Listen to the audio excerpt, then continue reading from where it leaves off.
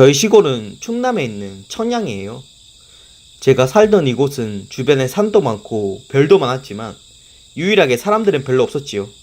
그래서인지 폐 건물, 폐가들만 넘쳐났어요. 여튼 이 이야기는 제가 어릴 적 마을 회관에서 한 할아버지에게 들은 내용을 말씀드리는 겁니다.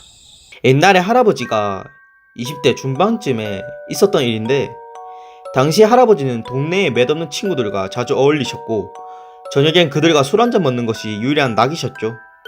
그렇게 그날도 술 한잔을 들이키고 친구들과 같이 이야기를 나누다가 친구들이 할아버지께 이러한 제안을 합니다. 야야, 저기 땡땡이네 뒤쪽에 있는 건물에 들어갔다가 나오게 할래? 우리가 정한 시간만큼 버티고 나오면 패스, 못 버티고 나오면은 술값 내는 거 어때 아이? 당시 할아버진 그 제안을 들은 순간 솔깃하여 친구들의 제안에 따르게 되었습니다. 근데 사실 그 폐건물은 당시 마을의 간을 짜 주시던 분이 임시로 짠 간을 보관하는 장소였다고 합니다. 그렇게 첫 타자로 할아버지의 친구 한 분이 걸리셨고 그 폐건물 안으로 들어가야만 했습니다. 그러나 그 친구분이 조금 망설이자 할아버지를 포함 여러 친구들이 친구의 등을 떠밀기 시작했습니다. 야야 들어가, 졌잖아. 가위바위보도 못하는 게. 그런데 그 순간 건물 안에서 슥 슥 슥 하는 소리가 들리는 겁니다. 그래서 친구들이 이게 뭔 소리요?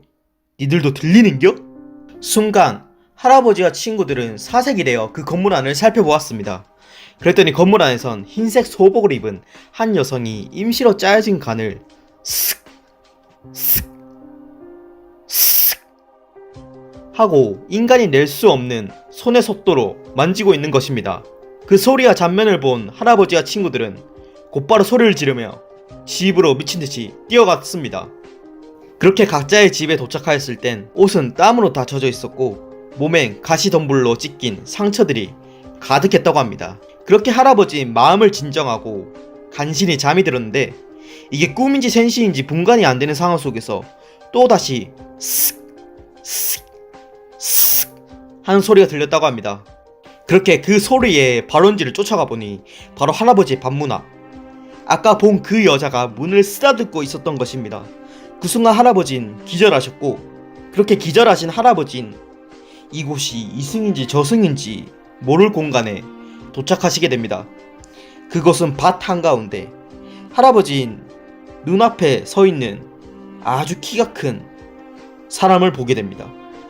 그 사람은 키가 2m는 돼 보였고 다 찢어진 한복에 온몸엔 털이 나 있었고 눈은 주먹만큼 크며 눈썹은 진하다 못해 아주 긴 한 사내를 보게 됩니다. 그래서 할아버지는 그 사내에게 다가갔는데 그 사내는 할아버지를 한번 쓱 보더만 산 사람이 올 것이 아닌데 어찌 없는겨? 라며 말하는 겁니다. 그래서 할아버지께선 너무 무섭고 겁이 나서 말을 못하시고 멀뚱멀뚱 서 계셨는데 그 순간 할아버지 주위로 그 큰 사내와 크기만 다르지 생김새는 똑같은 여러 작은 것들이 할아버지 주위를 둘러싸고 빙빙 돌면서 할아버지를 말 못하는 벙어리냐고 놀리는 겁니다. 그래서 할아버지는 무서움을 꾹 참고 그 큰 사내에게 말합니다. 여기는 어디입니까? 그랬더니 어디긴 어디요? 여기는 우리 동네지. 참. 이라고 그 큰 사내 대신 작은 사내들이 대답하더랍니다. 그리곤 그 큰 사내가 다시 대답하기를 여기까지 어찌 왔는지 몰라도 자꾸 때문에 고생하겠네. 라고 말하더랍니다. 그래서 할아버지가 다시 되묻기를 아니 여기는 대체 전 죽은 겁니까? 또 당신들은 무엇입니까? 라고 물었는데 그 큰 사내가 대답하기를 죽은 건 아니요. 여기는 원래 산 사람이 오면 안 되는 곳인데 어쩌다 여기까지 온 거요. 라며 머리를 긁으며 대답하더랍니다.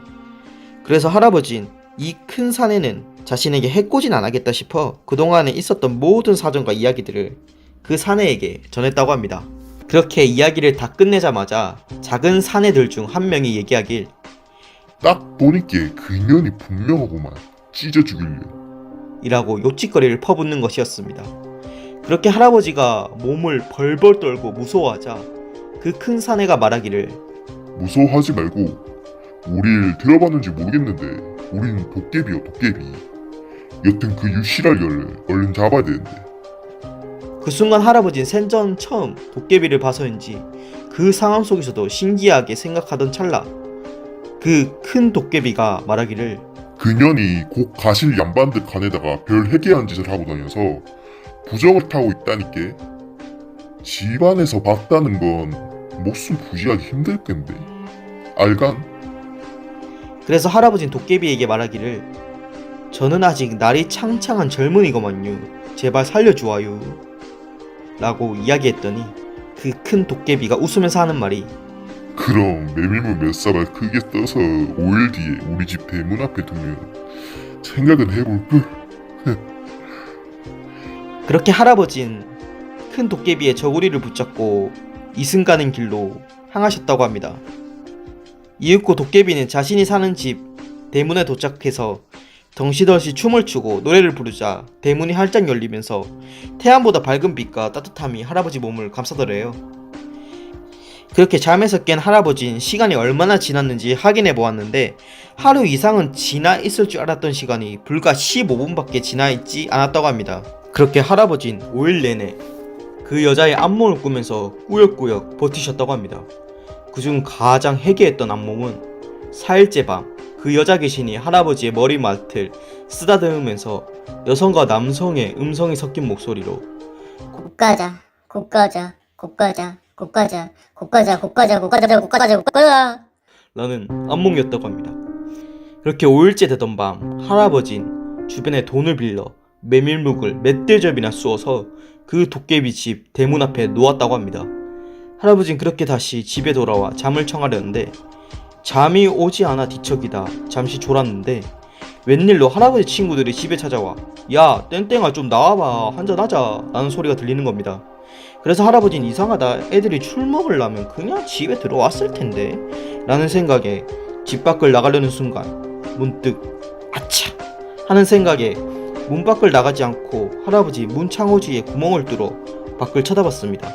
그랬더니 집 마당에 검은 물체가 공중에 둥둥 떠서 할아버지의 친구들의 목소리를 번갈아가며 이야기하고 있었습니다. 땡땡아 술 먹자.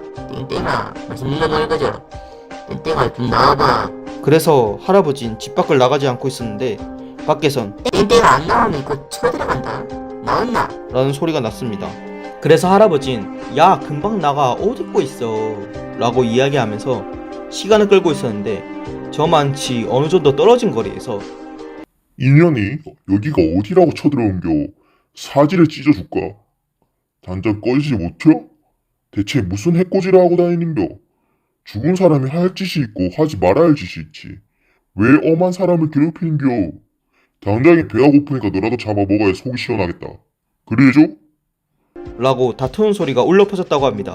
그렇게 아이들 웃는 소리가 하고 울려 퍼지고 여자의 비명 소리가 곧 들렸지만 곧 잠잠해지더랍니다. 그리곤 잠시 후 할아버지 문구멍 사이로 마당을 보았는데 마당엔 아무도 없었다고 합니다.